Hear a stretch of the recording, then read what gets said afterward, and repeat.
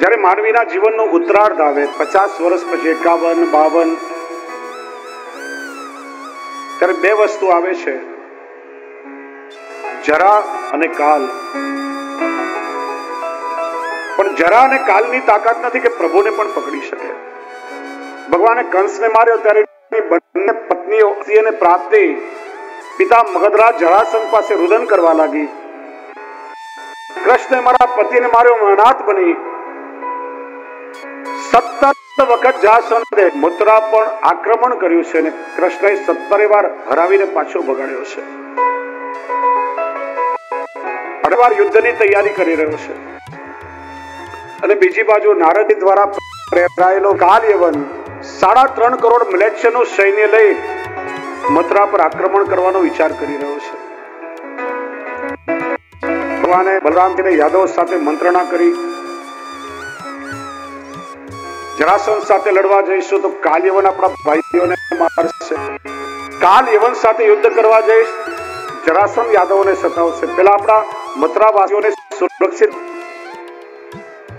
ભગવાને યોગમાયાને આજ્ઞા કરી, વિશ્વકર્મા દ્વારા સમુદ્રની અંદર 48 કોષ વિસ્તારનો એક અભેદ્ય જલદુર્ગ બનાવ્યો, જેની બધી વસ્તુ અદ્ભુત હતી. યોગમાયા દ્વારા બધા જ મથુરાવાસીઓને એ નગરમાં પહોંચાડી દીધા. બધા અંતો આવ્યા, પણ બહાર નીકળવાનું કોઈ દ્વાર નથી. બધા શોધવા લાગ્યા, દ્વાર ક્યાં, દ્વાર ક્યાં. નામ થયું દ્વારકા. ભગવાન બહાર આવ્યા. કાળયવને જોયું કે નારદજી જેવું વર્ણન કર્યું આ કૃષ્ણ છે, ખાલી હાથ આવે છે તો હું પણ અસ્ત્ર વગર યુદ્ધ કરવા જાઉં.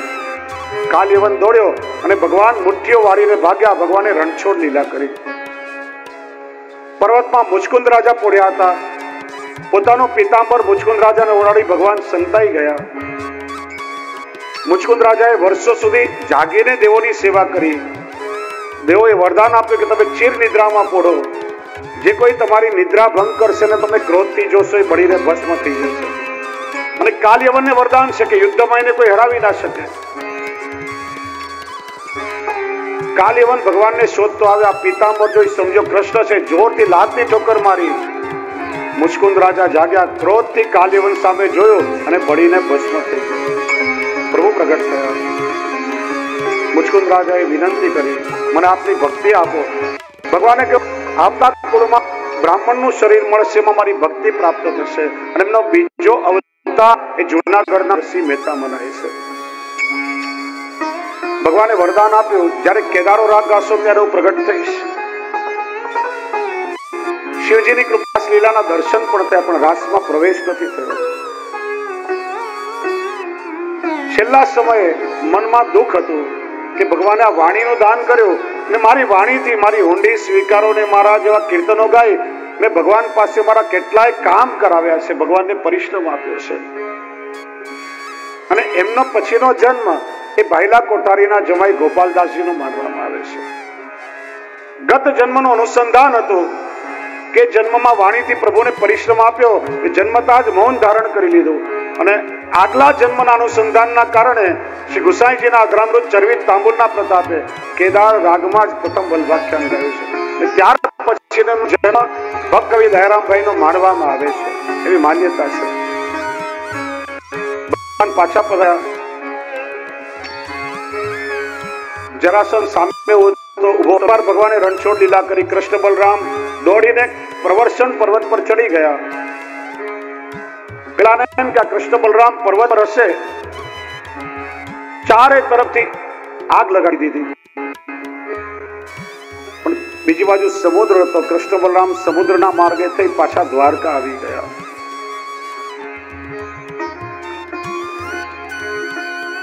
માં દેવકી કૃષ્ણને કેવા લાગ્યા,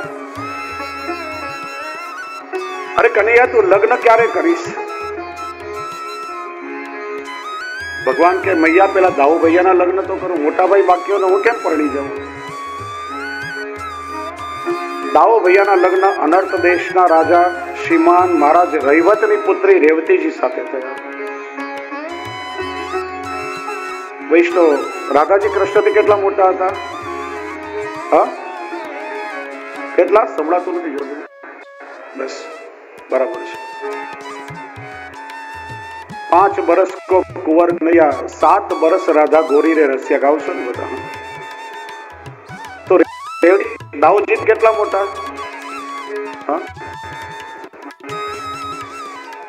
મહારાજ રૈવત બ્રહ્માજી પાસે આવ્યા કે મારી પુત્રીને યોગ્ય કોઈ વત શોધી આપો.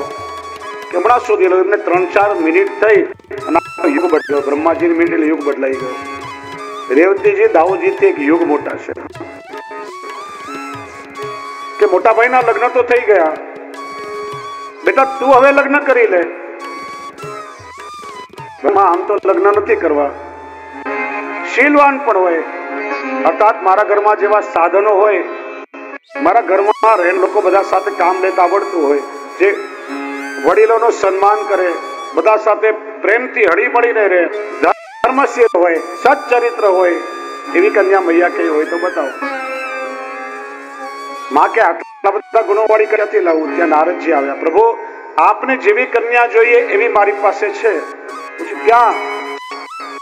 નરેશ મહારાજ ભીષ્મકની કન્યા રૂકમિણી સાક્ષાત લક્ષ્મી રૂપા છે. એમને જ્યારે જોઉં ત્યારે મને લાગે કે એમનું નિર્માણ વિધાતાએ આપના માટે કર્યું છે. પ્રભુ એમના માટે તો વિવાહ તો કરું, પણ એક સમસ્યા છે. રૂકમિણીના રૂકમિયાદી ભાઈઓ એમનો વિવાહ મારા કાકાના દીકરા શિશુપાલ સાથે કરવાનું વિચારે છે. રૂકમિણીજીને જો ઈચ્છા હોય તો એમની સાથે વિવાહ કરો કે મહારાજે મારા પર છોડી દો.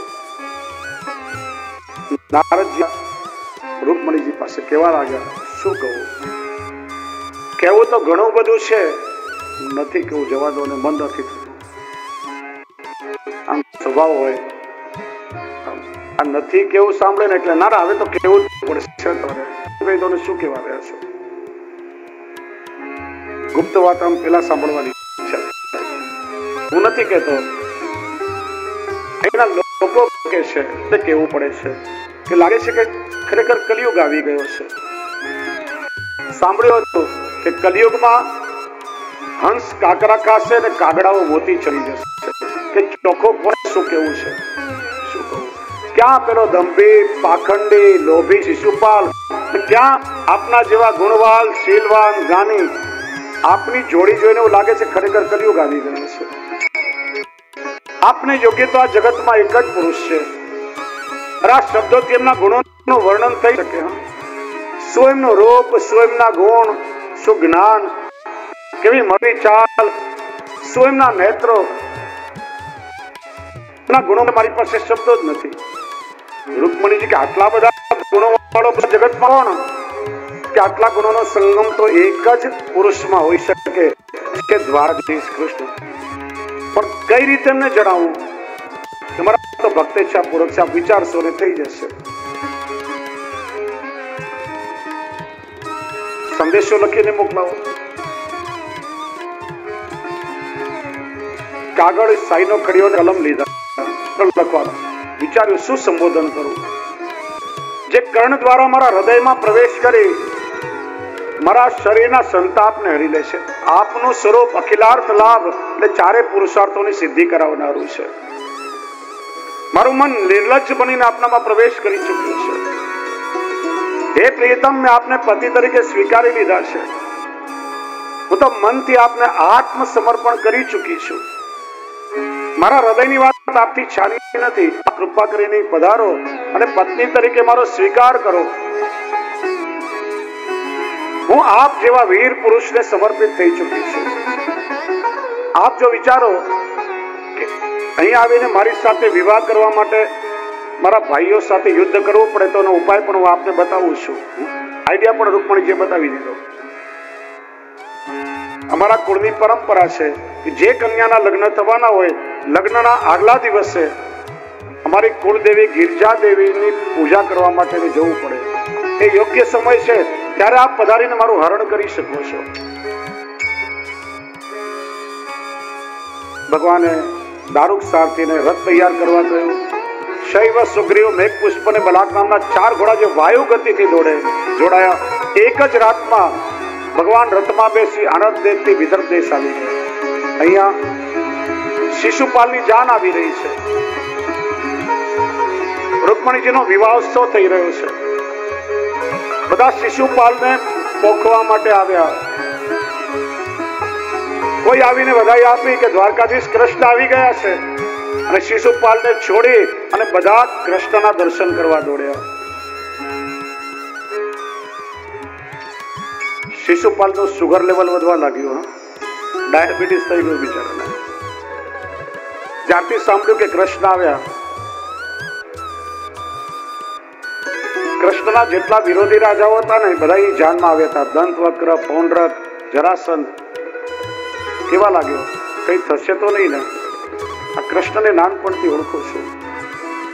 માખણની ચોરીઓ કરતો, ગોપીઓના ચીર ચોર્યા. મારી થવાવાળી ઘરવાળીને ચોરીને નહીં લઈ જાય ને. ચિંતા નહીં કરો, આપણે પુરુષ સૈન્ય પણ લાવ્યા છે. ત્યાં કોઈ વધાઈ આપી કે આવતીકાલે રૂકમણીજી ગિરજા દેવીનું પૂજન કરવા પધારશે, ત્યારે એમના દર્શન થશે. મોટા મોટા લોકપાલ રાજાઓ રૂકમણીજીના દર્શન કરવા કતારમાં ઉભા છે. રૂકમણીજીનો રથ આવ્યો. રથમાંથી રૂકમણીજી બહાર પધાર્યા. એમના મુખારવિંદનું મોટા મોટા રાજાઓ મૂર્છિત થઈને ઢળી પડ્યા. સખીએ સમાચાર આપે કે દ્વારકાધીશ કૃષ્ણ છે. મન તો કૃષ્ણને જોવા માટે બહુ લલચાઈ રહ્યું છે, પણ મોટા મોટા વડીલો છે, રાજાઓ, નગરજનો, મર્યાદા નડી રહી છે. ત્યાં પવને સાથ આપ્યો. એક પવનની લહેર આવી, કેશની લટ ઉડીને મુખ પર આવી. આમ લટ સરખી કરવાના બને પ્રભુના સામે જોઈ લીધું અને ઠાકોરજી નેત્રથી કહ્યું, ચિંતા કરો, હું આવી છું. ગિરજા દેવીનું પૂજન કર્યું. દેવીને પ્રાર્થના કરી કે હે દેવી, મનથી હું પતિ તરીકે કૃષ્ણને વરી ચૂકી છું. મને આશીર્વાદ આપો, કૃષ્ણ મારો સ્વીકાર કરે. જો કૃષ્ણ મારો સ્વીકાર કરશે તો મારી જાતને ધન્ય માનીશ, અને જો મારો સ્વીકાર નહીં કરે, જન્મો જન્મો એમની પ્રતીક્ષા કરતી રહીશ. કોઈ જન્મમાં તો એમનો કૃપા પ્રસાદ મને પ્રાપ્ત થશે ને. જ્યાં પૂજન કરીને રૂકમણીજી નીચે ઉતરી રહ્યા છે, છેલ્લા પગથિયે આવ્યા, ત્યાં રથ દોડાવતા ભગવાન શ્રી કૃષ્ણ પધાર્યા. રૂકમણીજીનો હાથ પકડીને રથમાં ખેંચી લીધા. એમનું હરણ કરીને પ્રભુ લઈ ગયા. બધા જોતા રહ્યા. નગરવાસીઓ કેવા લાગ્યા? શિશુપાલ રહી ગયા અને દ્વારકાધીશ લઈ ગયા. ભગવાન આવ્યા મૈયા દેવકીજી પાસે કે વારંવાર મૈયા લગ્ન કરવાનું કહેતા હતા ને હું ના પાડતો હતો. કયા મોઢે માને કહું કે બહુ લઈને આવ્યો છું? કહેવાય કે મૈયા, તે દિવસે તું કહેતી હતી ને ઘરનું કામ કરવામાં બહુ તકલીફ પડે છે, કોઈ મદદ કરી હોય તો સારું. બેટા ચિંતા નહીં કર, હમણાં નવી દાસીઓ રાખી લીધી છે. એવું નહીં માં, કોઈ નજીકનો વ્યક્તિ એવો જોઈએ ને જેના પર તું વિશ્વાસ મૂકી શકે, જેને ઘરની જવાબદારી સોંપી શકે, જેને તું મનની વાત કરી શકે. એવું કોઈ પાત્ર જોઈએ ને માં. બેટા ચોખ્ખું કહી દે ને શું કહેવા માંગે છે. માં, હું તારા માટે વહુ શોધીને લાવ્યો છું. ક્યાંથી લાવ્યો? ગૌંદીપુરથી. કઈ રીતે લગ્ન કરવા છે? માં તું જેમ કેમ. કોર્ટમાં કે તો કોર્ટમાં ને પાર્ટી પ્લોટમાં કે તો પાર્ટી પ્લોટમાં. માં કે બેટા મારે તો ધામધૂમથી તારા લગ્ન કરવા છે. બેન સુભદ્રાએ પ્રભુની પીઠી છોડી. મૈયાએ સુંદર શિંગાર કરીને સજાવ્યા છે પ્રભુને. હીરા, પન્ના, માણેક, મોતીના શિંગાર પ્રભુએ ધર્યા. સુંદર કલંગી ઘોડી પર પ્રભુ સવાર થયા. પ્રભુની શોભાયાત્રા નીકળી છે. કૌંડિન્યપુર પ્રભુની જાન આવી.